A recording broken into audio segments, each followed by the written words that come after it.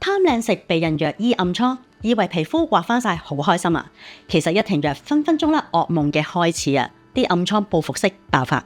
最近我有個女客人，佢喺下巴同 jawline 呢兩邊嘅位置生咗好多深層又紅又腫嘅石頭瘡喎。咁佢覺得搽咩護膚品啊、暗瘡膏都冇乜用，於是佢3個月之前開始食避孕藥，皮膚真係變好咗喎。佢諗住哇，掂啦，見好就收啦。點知一停藥，啲暗瘡即刻瘋狂式咁爆發，仲要比食藥之前更加嚴重，搞到佢唔知幾後悔啊！我坦白話俾大家知啦，避孕藥只係用人工嘅激素強行壓制你體內嘅雄激素，你一停，身體就會出現醫學上講嘅雄激素反彈。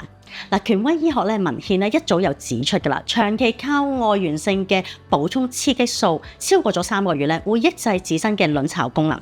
一旦停藥皮脂腺上面嘅雄激素受體會變得異常嘅敏感，搞到皮脂腺爆發性咁分泌油脂。結果細胞信號就全面失控啦，引發咗一個災難性嘅囊腫型嘅暗瘡大爆發啦。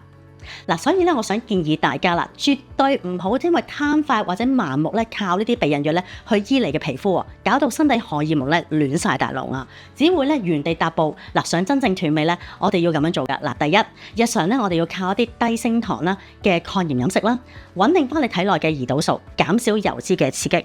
第二就係細胞深層嘅修復啦，就透過呢一個無創嘅細胞信號嘅療程啦，直接由細胞層面去做一個調整，重新發出一啲消炎同埋修復嘅指令，平息一啲混亂咗嘅發炎反應。